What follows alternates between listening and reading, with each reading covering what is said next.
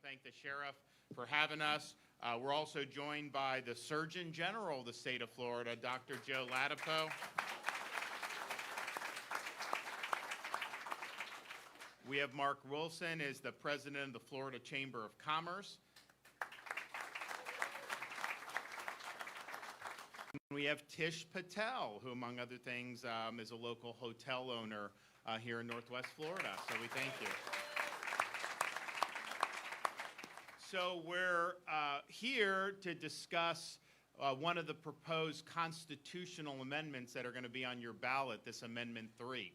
And you're going to hear from me and then some of these other folks.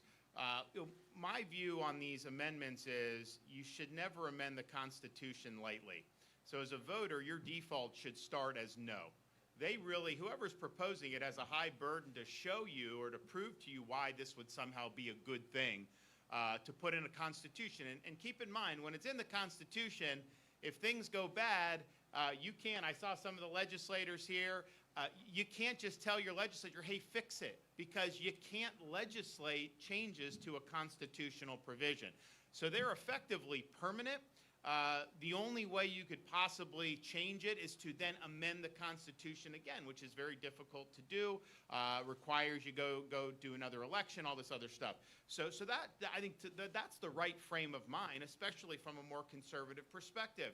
A lot of ideas that get put out should not be in a Constitution, period. There's certain things that make sense to be in a Constitution. For example, we have a provision in Florida, 2/3 of each house of the legislature required to raise taxes. I think that's good. Maybe you don't, but the bottom line is that clearly is something that belongs in a Constitution. Governor has a line item veto, some of these things. Just putting in policy on certain things, really shouldn't be in the Constitution to begin with. So that's just, I think, the general framework that it's appropriate to look at these. Now, this Amendment 3, it's also, I think, important to ask, where do these things come from? How did this get on your ballot? It's an interesting question because it doesn't just come out of thin air. Was this driven by citizens throughout Florida who really wanted to write this? No, it was not. This amendment was written by the CEO of a major marijuana company. And that company has spent over $100 million trying to get this passed in the state of Florida. So that's why it's there. That's why you see mailers and commercials and all this stuff, all because of a number of weed companies, but really one that's done over $100 million, traded on the Canadian Stock Exchange, so a publicly traded company. Now, here's the issue.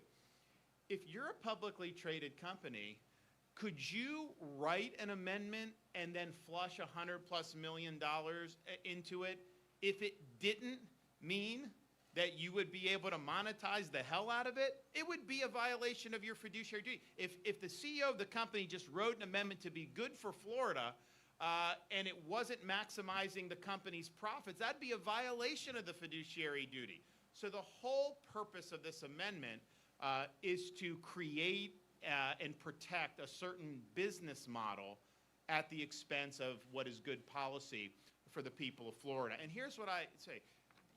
All you see is the summary on the ballot. Now, the CEO of the weed company wrote the summary, too. This summary does not tell you what's in the amendment. The Florida Supreme Court is supposed to police that, and the summary has to be an accurate reflection. This is not, and they made a huge mistake by allowing this to be on the ballot.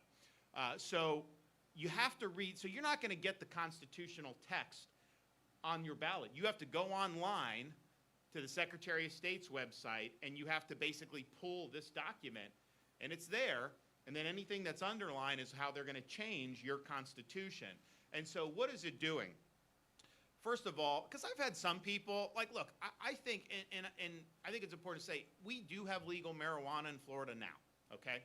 We have medical marijuana. People can get the cards. A lot of people have it. I see a hell of a lot of weed stores already in Florida.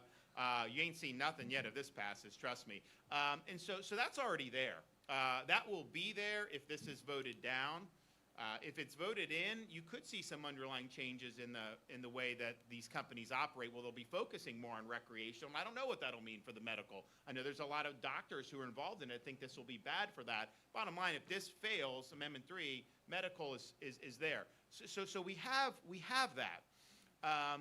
But some people say, I don't really care what people do, and so, it's like, it seems like all this is going to let people just do what they want in the comfort of their own home. And I actually am sympathetic with that. I really don't care what people are doing with respect to weed. I don't think it's good. I would advise not, but it's like people make a lot of choices that I may not like. That's just the way, it kind of works. But that's not what this is. That's not what this amendment does.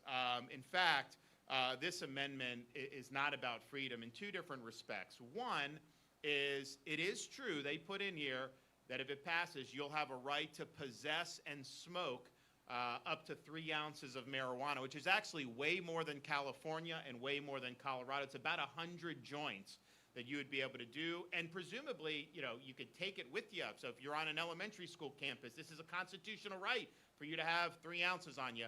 I'm not sure that's really good, but here's the thing. You can possess and smoke it, but only if you buy it from these companies. You cannot grow your own under this amendment.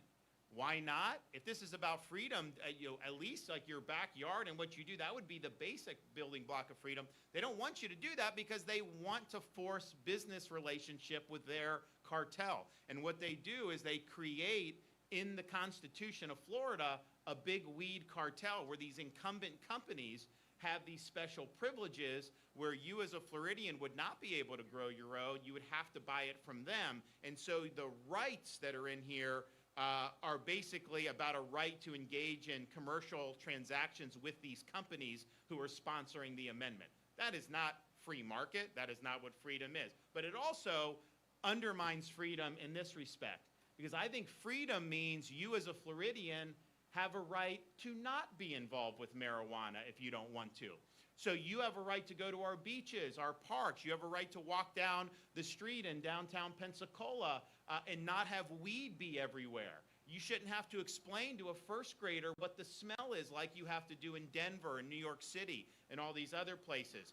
This amendment provides no restriction at all on the public use and smoking of marijuana.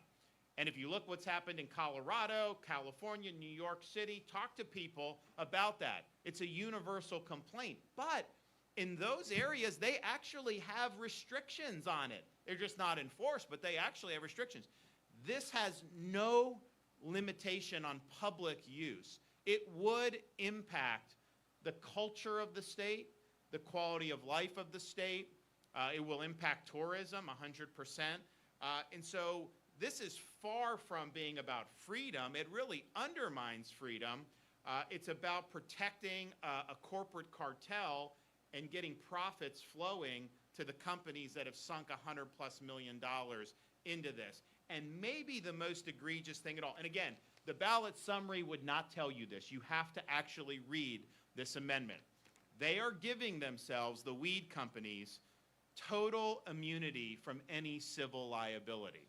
So this is their whole business. If they're acting in accordance with the section, as it relates to the acquiring, cultivating, processing, manufacturing, selling, and distributing marijuana products to adults shall not be subject to criminal or civil liability or sanctions under Florida law. There is no qualification to that. That is a total grant of immunity. What does that mean?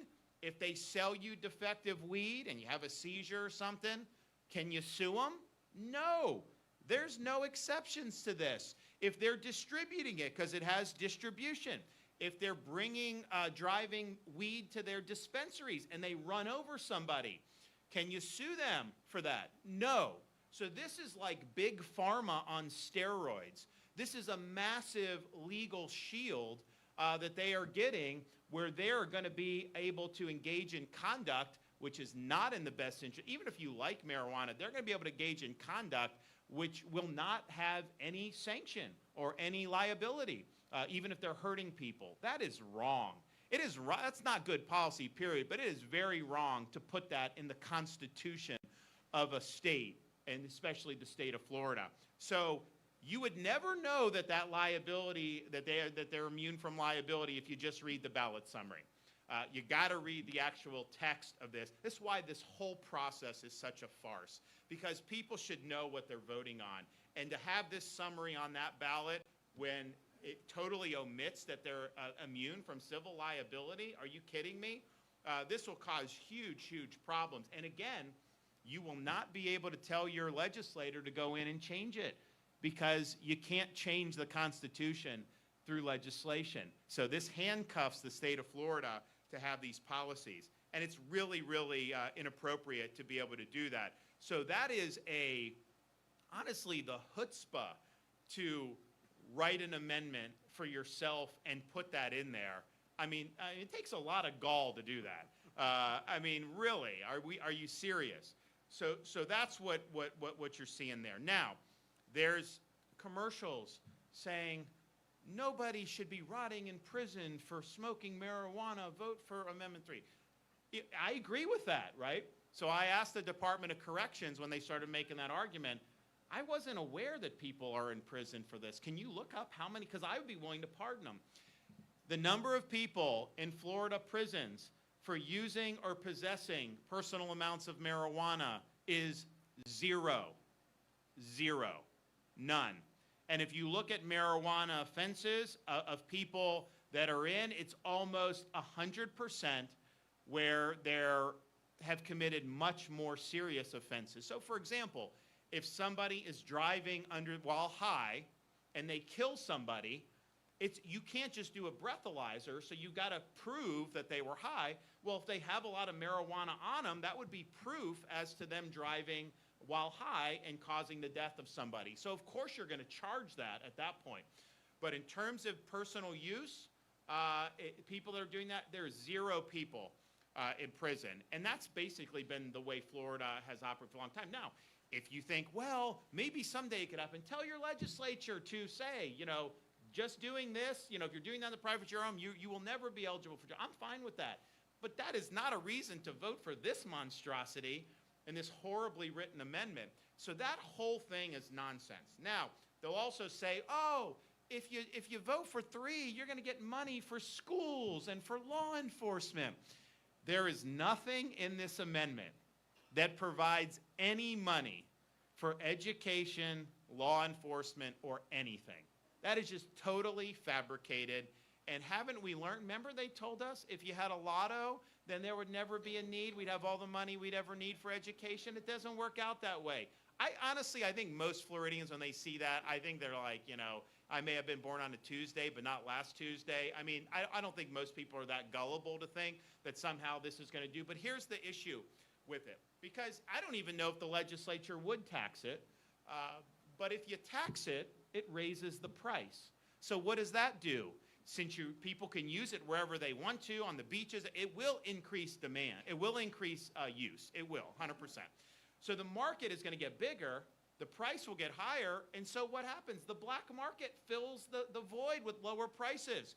The black market gets bigger. That's what happened in Colorado. That's what happened in California. Bigger black markets today than before they did it. That is so predictable that will happen in the state of Florida. So this idea that somehow, it'll be safe and regulated and you won't have a black market, that is a pile of hooey. I'd also point out we already have safe and regulated medical marijuana. So if that's what you want, you can apply for a card and get it. But this is not something that is going to lead to the elimination of a black market. And to the contrary, it will likely cause a dramatic expansion, because that's what's happened in every state that's done this. I mean, we could sit here and say we're somehow unique, but I would say, and I think a lot of people in Florida acknowledge Colorado, California, New York. I do think they do. Certainly, I found people that have traveled to those places overwhelming are like, this is not the way to go. Some Floridians that haven't been to those places may not appreciate what has happened to reduce the quality of life, but there's broad agreement that how they did it has caused huge problems. There's a lot of people in Colorado that were gung-ho for this that now will say, don't make the mistake we did. And they will say, but I think the thing to point out about Colorado, California, New York, whatever you think of them, and I think it's been a train wreck, this amendment is much worse in terms of how it's written. This is a horribly written amendment. And of course it is, because it's not about creating good public policy for the state of Florida. It's about one company recouping its investment of $100 million. Of course they're giving themselves liability. Of course they're not going to restrict public use. Of course they're not going to let you grow your own. Because all those things, if they did the opposite, it would hurt their bottom line. So whatever negative has happened in Colorado, California, New York City, expect with this in our Constitution that the negative will be much worse here in Florida. And I also think we're the #1 tourist destination in America. And the character and the quality of that will change if this is done. And then finally, I'll say, and I'll kick it over to some of our other folks, they have legal immunity that they're giving themselves. And if you look at what's happened in some of these other states, what you've seen is a big explosion in use of these products by young people. People that are not 21, not eligible to legally purchase it, but yet these products flood the streets. And what they do is they package it in ways that appeal to young people. So you think that you're getting Sour Patch Kids, and it's in like almost the same packaging, but it's really marijuana gummies or other things like that. And there's a commercial on one of the ER doctors from California is talking about what's happened since California went down this road. Huge increase in ER visits for young people going in. They're not eligible to purchase it legally, and yet somehow it's flooding, and they're using these products that are geared towards kids. So that will happen in Florida. I think the difference in Florida is they're going to have total legal immunity. I don't know how you're going to be able to realistically hold them accountable. Like, obviously, if they knowingly sell to someone under 21, we probably could, because it would probably come outside this. But if they're just doing the deceptive packaging, if they're packaging to kids, I don't think we'd be able to do anything to rein that in. So as a parent, I look at it and say, not just me and my 3, but other parents and their kids, if Amendment 3 passes, will that be better for kids in the state of Florida or no? Is there anybody that would honestly say this will be better for kids if this passes? I've not heard a single argument saying it'll be better for kids. It has not been better for kids in any other place where this has been tried. So and again, you can be for marijuana, but this is a monstrosity. This is a train wreck that they've written. And understand, I don't know, like, how, Colorado, I don't know every single detail about everything they've done, but I know this will exacerbate the problems that they've already experienced. And so there's ways that you could possibly approach this that would not be this harmful. This is not it. So all being told is, I'm obviously against this. I think it's a mistake. I don't think it should have been allowed on the ballot because of how misleading it is. I don't think it's right that one company would spend $100 million to try to get itself in the Constitution. There's a whole host of reasons why. But I think and I hope you will agree with that and cast your vote accordingly. But the main thing is go into it eyes wide open. If you haven't read this, how do you justify a yes vote if you haven't read the constitutional text? Not on your ballot. You got to go and do a little bit of digging. You got to do a little bit of research. And if you're not doing that, then obviously the default should be no, unless you really have a firm understanding of why this should be in the Constitution. There's nobody that can make a credible argument as to why, if you're going to, quote, legalize weed, that only the companies should be able to sell it and you shouldn't be able to grow it. That is a corporate carve-out, a corporate giveaway. No one can make an argument as to why they should be shielded from any civil liability for their business conduct. There's no other industry in the state of Florida that has total immunity from civil liability. And in fact, we've reeled in corporate welfare since I've been governor. Disney, they had a little fiefdom, and we reeled that back because that's not good government. So no one can make that argument, and nobody can make an argument that it would be good for Florida to have rampant public use like you see in New York and Denver and in places in California. Nobody can make that argument. And so that's what you're getting when you do this amendment. And I just think it's this is not the way to do business. And I'm confident if people really understood this, I don't think it would have a prayer. But I'll tell you, I've had a lot of people come up to me and they're like, well, I saw this, are the sheriffs for it? I'm like, no. Like, well, I saw a sheriff saying he was for it on TV. I was like, well, you should figure out why they're doing that, because I guarantee you there's more to that story. But bottom line is, you have the amendment. They don't want to give it to you on your ballot. They have a summary, which is inaccurate. But here it is. So eyes wide open on this, and I would just say do what you think is best for the future of the state of Florida. Okay, we're going to hit some of our guests, and then maybe have a little discussion after that. Okay, so joining me to talk about some of these issues is the Surgeon General of the state of Florida, Dr. Joseph Ladapo.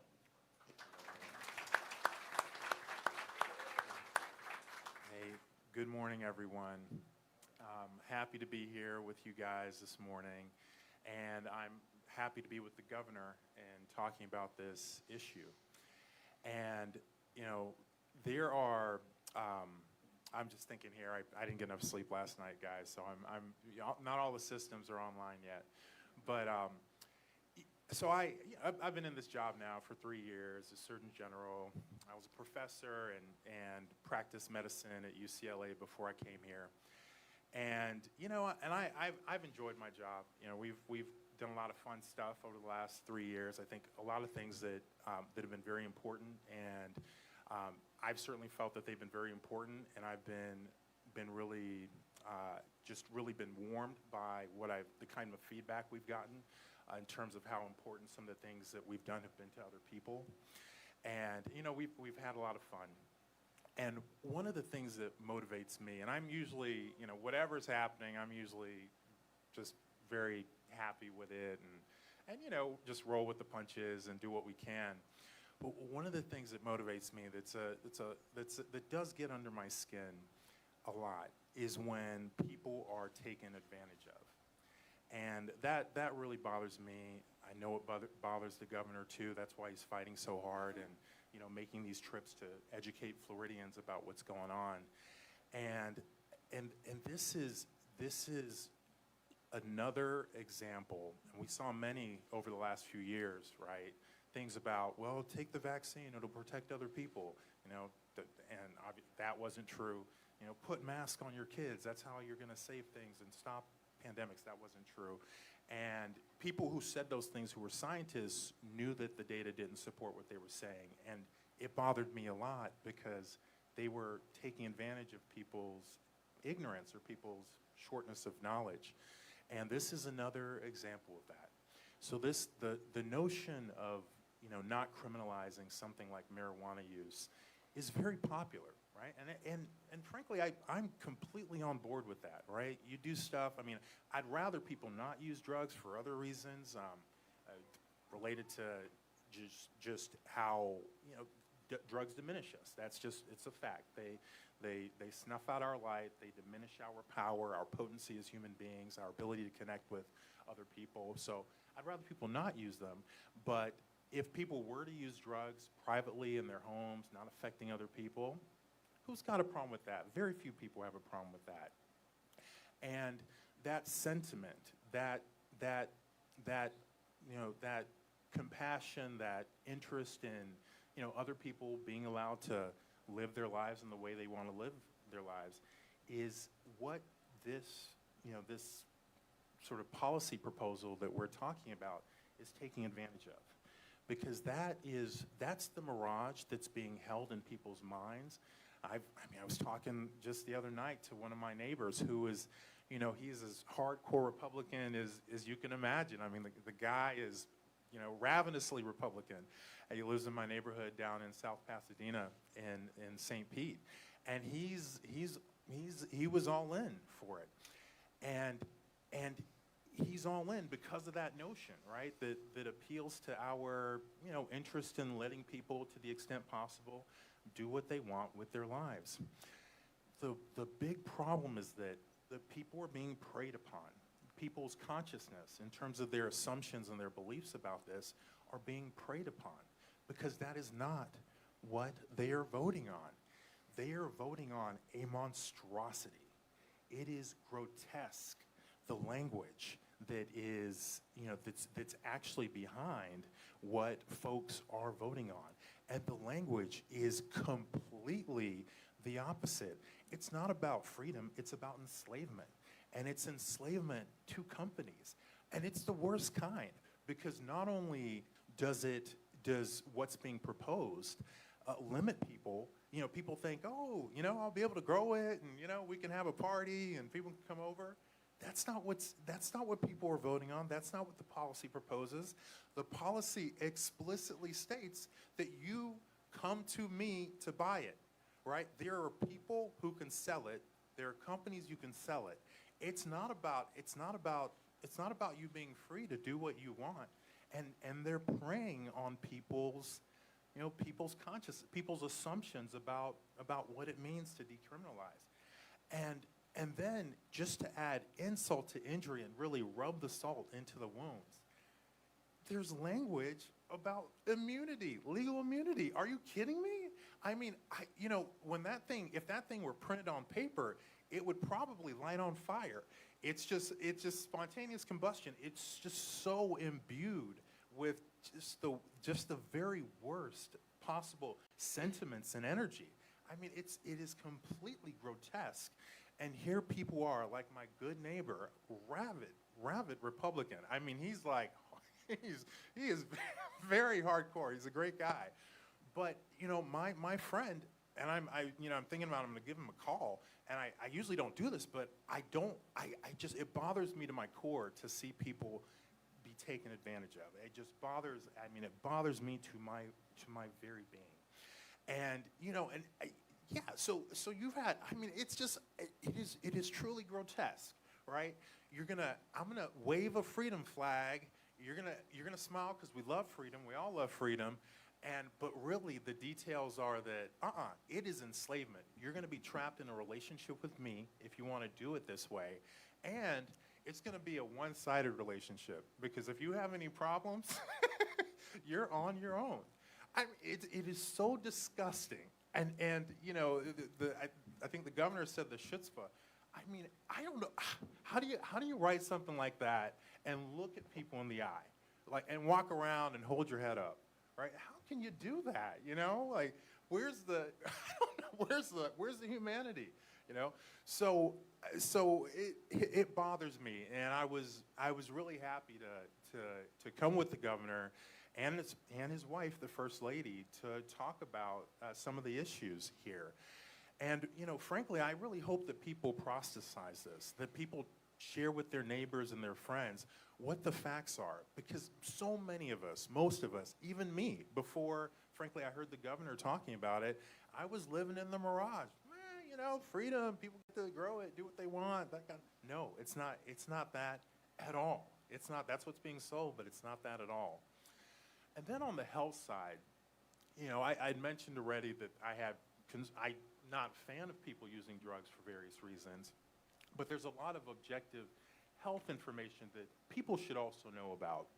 So one thing that's important to know is that when you look at states, because we're not the first state that has faced this, been at this junction, when you look at states that have done this in the past, there's research, there's data about the results in these states.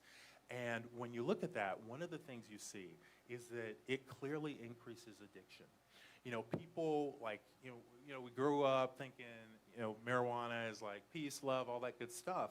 But the marijuana that people were smoking decades ago is not the marijuana that's available now.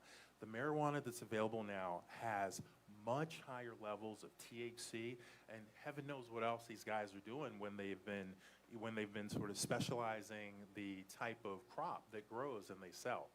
So addiction is absolutely a thing that is fairly common with marijuana that's used and states that have enacted policies like this. It's totally a thing, and it's not pretty. I mean, it's almost ironic that we'd be talking about policies that encourage drug use, considering all the carnage that every single person just about has either been directly or indirectly affected by the addiction that we've seen with opioids, right? That, by the way, my colleagues as physicians helped bring into creation. You know, I mean, we blame the pharma companies plenty, and they certainly bear a lot of responsibility, but it didn't happen by accident. Just like even this, people doing things that, you know, that are against their best judgment, were they to actually think about what it was that they were doing, isn't happening accidentally. Another important thing on the health side that parents should totally know is that the evidence is very strong, and I think frankly conclusive, that marijuana use increases the incidence of schizophrenia in young people. And it's much worse in boys than girls. 200%, 300%, 400% increased risk of schizophrenia. Huge increases. These findings, it's been shown in Denmark, in countries in Scandinavia. It's been shown in the United States. It's been shown in other countries. It's a consistent finding. It's worse in boys than girls. It clearly is a risk, and even the New York Times, these data have been available for over 10 years, but even the New York Times now is writing about it and warning parents. You know, they had an article about a year ago, they had another one about a week or two ago talking about this. Other things, car fatalities. There's like no question, you look at the states that have encouraged this, that have passed sort of legislation like this, it increases fatalities. I mean, and it's going to, right? You know, people are gonna use a substance. Sometimes they're gonna get behind the wheel, and sometimes, tragically, people are gonna get hurt because of that. So that's another thing you can count on. And then the last health thing that I'll mention, that I was watching an interview last night, and there was a woman there. I think she's the president of one of these companies, and she was showing like this gummy, and she was saying, oh, you know, this gummy's fine, kids are not gonna be into it, it's not shaped like a beer, you know, it's not shaped in some playful way for kids. I was thinking, do you not have kids? I mean, do you not have kids? Just, you know, when a kid sees something that looks like a gummy, does that kid gonna look in and see whether it's shaped like a star, or does it just look like a gummy, right? It's just, I mean, I'm just thinking here, I don't know if she has children or not. I've never met her. I hope she doesn't. But kids, you know, kids are not going to distinguish gummies that are round and don't have any special characteristics from gummies that, you know, that are shaped like little beers. So it will increase the incidence of that. That's already gone up in Florida over the last several years in terms of kids, unfortunately, accidentally getting poisoned from marijuana, from, you know, cookies, brownies, or candy. And that would, you know, you can expect that would get worse. So for so many reasons, you know, please proselytize, go out, tell people, it's just data. It's like the facts, right? The words that are behind this, like the thing that people are going to be looking at in a few weeks. I mean, the words speak for themselves, okay? That thing will like literally catch on fire if they printed it and put it in front of people. It is so bad and disgusting and just, you know, from another dimension. So, you know, God bless you guys, and thank you. All right, thanks, Joe. Appreciate it. Okay, we have our host here from Escambia County, Sheriff Chip Simmons. Thank you, Governor. You know, I'm not going to get into the stuff that the governor brought up, because he obviously has been talking to sheriffs and police chiefs throughout the country, throughout the state certainly. I do want to talk about something that was commented on. There's a couple sheriffs that are getting out there and saying that this is going to be a good thing. I will tell you that the Florida Sheriff's Association, we all had a meeting and we all talked about that, and we all that I noticed said we're going to say no on Amendment 3.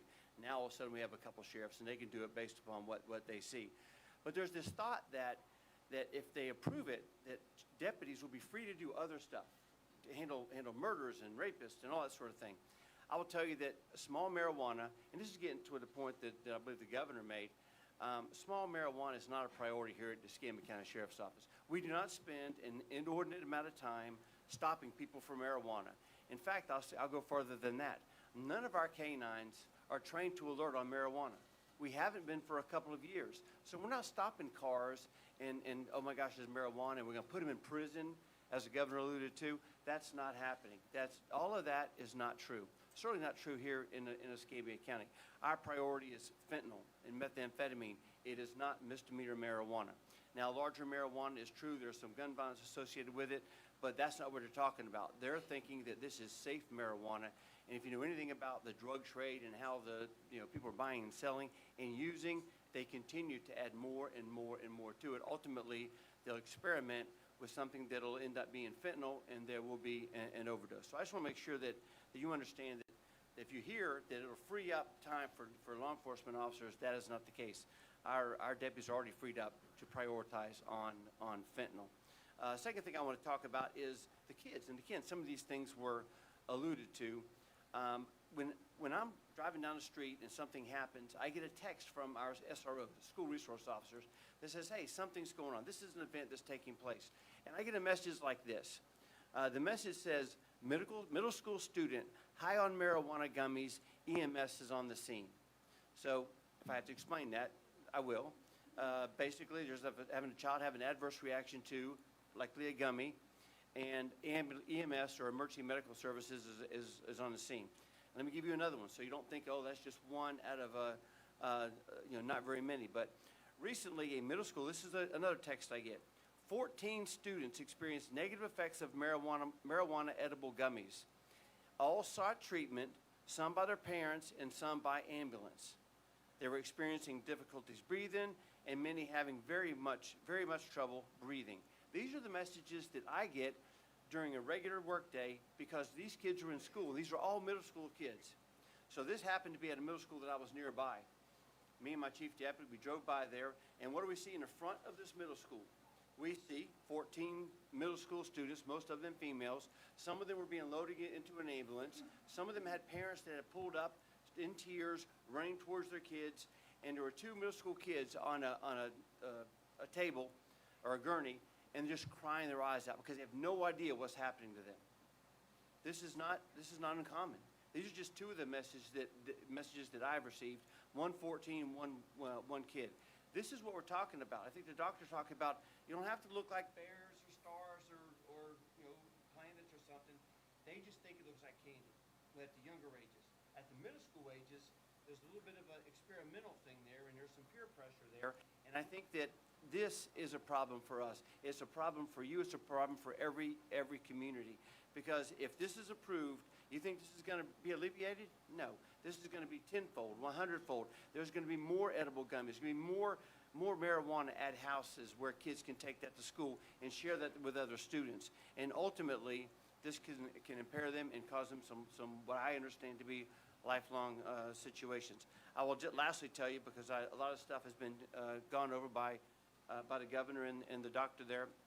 I've spoken to many law enforcement professionals in Colorado and in California. We have a lot of conferences, and they all, when I ask, well, we have this on the amendment, what do you think? And all of them shake their head no. Do not let it happen. None of them say that passage of this type of legislation or this type of an amendment makes their community better. Our community will not be better. Now, I haven't gotten out and said, I'm all against this. I haven't held signs up, but I can tell you what I see.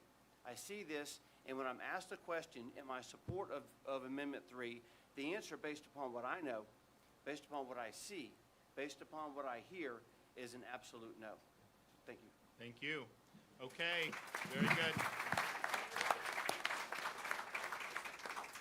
And I think that's Sheriff made an important point, because this is another one of these kind of canards that gets thrown out there. We have the best law enforcement in the country in Florida. We're the best law and order state. We recruit people, come from all over the country to be able to work. You've given out bonuses that we did and all this stuff. And the notion that somehow they're not focused on what matters, honestly, it's insulting to say that, oh, pass Amendment 3 because law enforcement's focusing on somebody smoking some joint in their house. That's not what they do. No one's in prison for that. So it is not going to it's going to make their job probably more difficult, because it's going to change all these different things. There's going to be more crashes they're going to have to respond to. There's going to be all these other things. But the notion that law enforcement in Florida is somehow focused on the wrong things, that is not true. That's part of the reason we have lower crime rate.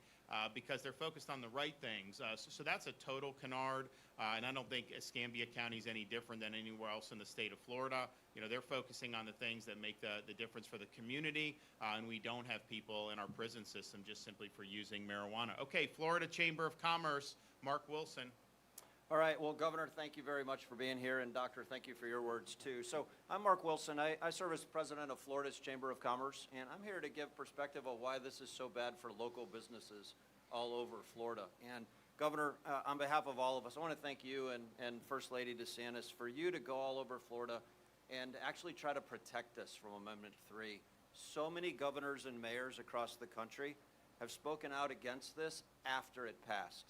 And they're all warning us not to do it. And for you to have the courage to get in front of this, this is like a book cover where everyone loves the sound of the book cover, but what we're now learning is what's on the inside is absolutely terrible. There's not a single good reason to be in favor of this.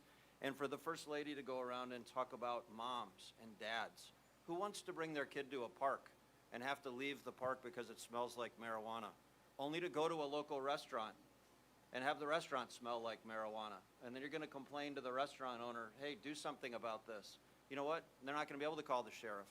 They're not going to be able to ask the people to leave. Because if Amendment 3 passes, that's what happens in Florida. So in my role at the Florida Chamber, we have companies that are participants in every county of Florida. And I got to tell you, our economy's growing.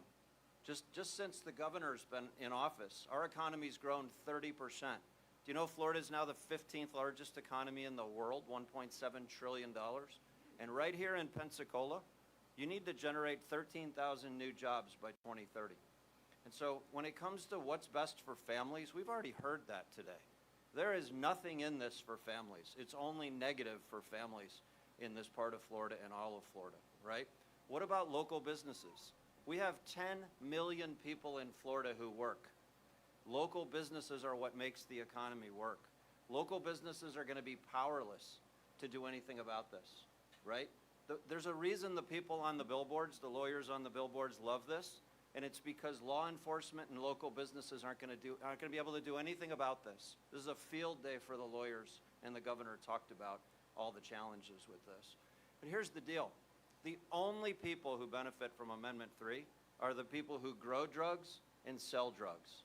All 23 million of the rest of us, we all lose if Amendment 3 passes. So the people that have paid over $100 million to put this on the ballot, the lies that are in the language, the lies that they're trying to trick all of you. And I know it's the fall and I know it's Halloween. This is the biggest trick going on in Florida right now. They want you to believe one thing, and they're hoping we're all too stupid to read the language and see what's in it. So only 3 states in the country have passed this dumb idea by more than 60%. And we all need to work together to make sure that Florida is not the 4th state to fall victim to this really stupid idea. This is horrible for families. It's horrible for safety in our communities. And it's horrible for local businesses all over Florida. And the Florida Chamber is proud to stand here and ask you all to vote no on Amendment 3. We've got a good thing going in Florida. Our economy's growing, and we need to keep that going. We don't need to put things in our way that are going to slow us down and cause people to leave here like they are Colorado and others. Last thing I'd like to say, Governor, is I've chaired our National Association of State Chambers, which means I know every single state chamber president in the country, and I have called almost everyone or met with the states that have passed this. Talked to the Colorado Chamber president just this morning.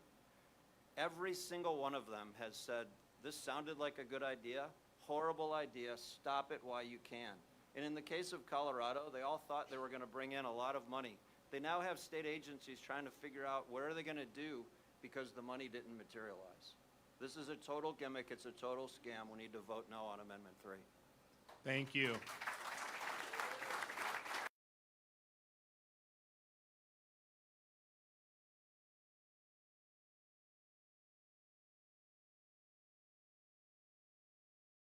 The nation as a whole, not even close. And they even put out, the Bureau of Labor Statistics, this is Biden's agency, even put out 2023, what was the state that was the recipient of the most business relocations of all 50 states? We were. State of Florida, people moving businesses here. Who were some of the states that had the most businesses leaving? Places like California and that's been true. You know, in the last 4 or 5 years, you see they've hemorrhaged businesses. We've gained businesses. That means more opportunities for people. That means, honestly, like, you know, these hurricanes we do. And people are like, okay, well, why does Florida do it like that? And how come North Carolina couldn't? Or how come that? And I think there's a whole host of reasons. But one of the things we're able to do, you know, we're flush with resources. We've got massive surplus. I created, with the legislature, we created a disaster response fund every year. We have money there. So we can bring in these linemen and house them and feed them so they get people's power back on quick.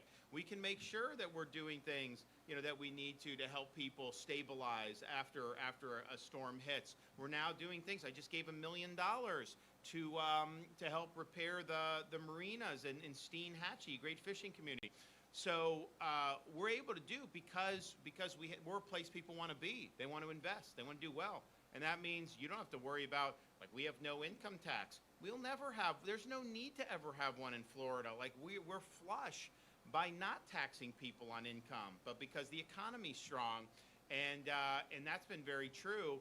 I don't want to oversell, because I think there's a lot of factors that go into the economic differences in the states. There's a whole host of policies, regulatory policy, tax policy, education, all that.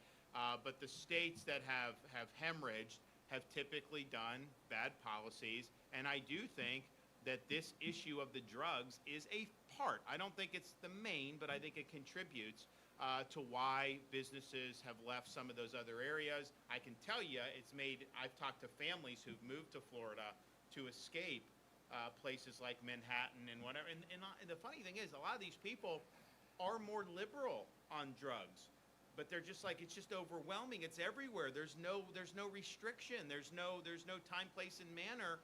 And you're trying to raise kids, and you're walking down the street, and it's not good. So we've approached it well from a business perspective, law and order perspective, everything. And I think this amendment, it would make major changes. That's the thing. I think, obviously, most people in Florida are not using marijuana, and although use would increase if this passes, most people still probably wouldn't do it. So I think there may be some segment, but it's like, well, you know, I don't really care. Just let them do what they want. But you may not be interested in the weed, but it's going to be interested in you. It is going to be, this will impact your life because of how this amendment's written and how you're going to see it be used rampantly in public. And it will have effects on economic vitality, all these other things. You just bet your bottom dollar, you know, that will be the case. Okay, speaking to the tourism and some of the other business issues, we have Tish Patel who's with us, so why don't you go ahead? Hey, thank you, Governor. Good morning, everybody. Thanks for saving the best for last. And greatly appreciate you coming to Pensacola, Escambia County, and actually sharing this information. I was already against it just from a hotel and tourism point of view, but didn't know the details that you shared today. And I think it's important because, again, we all have folks we know that are like, oh, it's good, it's legalized, people won't go to jail for it. It's going to raise taxes. We're going to make more money for the sheriff's department and the schools. And I think a lot of what you said today, even I didn't know. And like you said, you have to go digging for it. So I know on a tourism side for Escambia County, Pensacola Beach, and for that matter, the entire state of Florida, we're known as a family-friendly destination. And I think for me, when I'm out, and if we're somewhere in something like marijuana, you walk through it, your kids are kind of like, what is that smell? And you know, like many years ago, 3 or 4 years ago, we were walking, and my son smelled something, and I told him, I said, I think it's poop. And he was like, man, that stinks. And so we kind of kept walking. Fast forward to a couple years ago, we're walking, and somebody's smoking, and he's like, he's got a poop cigarette. And I said, shh, you know, I'm just, and you know, he remembered the smell, but I didn't realize what I had told him, that, hey, that's poop, and then we're walking anyway. But so to me, it's a problem. For tourism, you know, we got Disney World, we got the beaches. Folks love coming to Florida because we are a family-friendly destination. I think it's a huge problem. Another big issue to me is, we all know drugs is we have a pandemic in America, and this to me is like a starter drug. If we are now going to legalize the starter drug, it's a problem, because I know how it is for me, and Governor, you have young kids. We try to put our kids with parents of other who think like us, and we all know that your kids are a byproduct of the 5 or 6 people they hang out with. So you're always kind of scared, and you're like, hey, who's your friends, and what do they do? And kind of like what Chip Simmons said today, where 14 kids, ate some gummies, and many of them may not know that, hey, this is illegal or this is a drug, and now we're going to legalize this and make it easy for people to get, for kids to get. I think it's a huge problem even further down the line when they get older. If they've started at a young age with something like this, I think it's detrimental to us, and I think it's important. And I think I'm glad and I'm thankful that you came here and took the time to teach us all what this means and how detrimental it can be. Sure. And, I remember, there's a function in Las Vegas every year for the Republican Jewish Coalition, and I have spoken at it for many years, but I remember distinctly, this was several years ago, maybe after the 2020 election, maybe 22, where, you would go and it would always be at the Venetian, which is a great hotel. I don't really do the gambling, but they've got great restaurants, everything. And so, I'd go, I'd speak, I'd stay a night, come back. Once Nevada did the weed, I'm going, this is a beautiful hotel, and I'm walking down the hallway to my room, and the stench, it was really, really noticeable. And so, the issue would be okay, if I have a choice to make, is that the hotel experience that I want, or would I rather have one where I don't have that? And I think a lot of people would choose not to have that. So I do think it's going to impact tourism, and I think business owners have kind of wise to the language of this, because some people say, well, you know what, if people want to use it at home, I'm not going to let them use it in my hotel. I'm not going to let them use it in my restaurant. You got to read this. You got to read how this is structured. It is not going to be where you can just say no. It is not going to be where that's going to happen, because no one can face a sanction for smoking it. And so if you're doing it, there's no sanctions, no civil liability, and no criminal. And so how does it get enforced? And what I would say, what law enforcement will likely do is just say, even if there is some, hey, they've said it's a right, we're never gonna do anything. And I don't think you're gonna see help with law enforcement. I think that's part of the reason why it runs rampant in the states that have restrictions on public use, because it's just the enforceability is no. So there would be no realistic way, even if it did restrict public use to do so. So people's private businesses and stuff, you will absolutely be impacted. I don't think there's any question. I think that's been true everywhere that's done it. So eyes wide open on this. They don't want you to read the actual text of the amendment. They want you to read the summary. The summary does not tell you everything you need to know. This is not the way to do business generally, where it's on like this. Voters should have the whole thing there for them to be able to do. That's not how it's going to be in November 5th, but nevertheless, eyes wide open. And I would say, when you're talking to friends, families, neighbors, just if they're on the fence on this, or even if they're planning on voting for it, just educate them on this, because I don't think a lot of people honestly would go for this. The way they get to 60 is people not reading this. There's just too much bad stuff in here for it to get 60%. And I know they're doing a lot of spending, they're sending people mail, they're doing all this, but the reality is that's just trying to paper over the real serious problems with an amendment that's horribly written and is not written to benefit the state of Florida. It's to benefit the companies that are sponsoring it. That's just the truth. Why else would one company spend $100 million if it wasn't anything in it for them? That would be a violation of their fiduciary obligation of their shareholders if there wasn't anything in it for them. So that's why it's there. Wouldn't be good for Florida. And my thing is if everyone honestly understood every provision and this is still something people wanted, I would be disappointed, but it is what it is, right? But, my fear would be this passes a year from now, you got all these, oh, I didn't know it was going to do that. I didn't know. Oh, I didn't know. I wish we wouldn't do it. And that's been the truth in every other state that's gone down this road. They've had major buyer's remorse. So this handcuffs the state in the Constitution. So you can't just fix it, in the next legislative session. This would be permanent. Effectively, the chance of ever tweaking it is virtually zero, because you'd have to amend the Constitution again. So eyes wide open, and unless you're 100% sure this is good policy, you should vote no. They have the burden to convince you. If you have any doubts, if there's anything in the amendment you don't understand, any term that they haven't defined, any consequence that you haven't seen flushed out, you err on the side of preserving the Constitution, not adding more things in it, especially when you know that this was written by the CEO of one weed company that stands to benefit on the backs of Floridians. Okay, it's been great to be here. Thanks, everyone. We'll see you soon.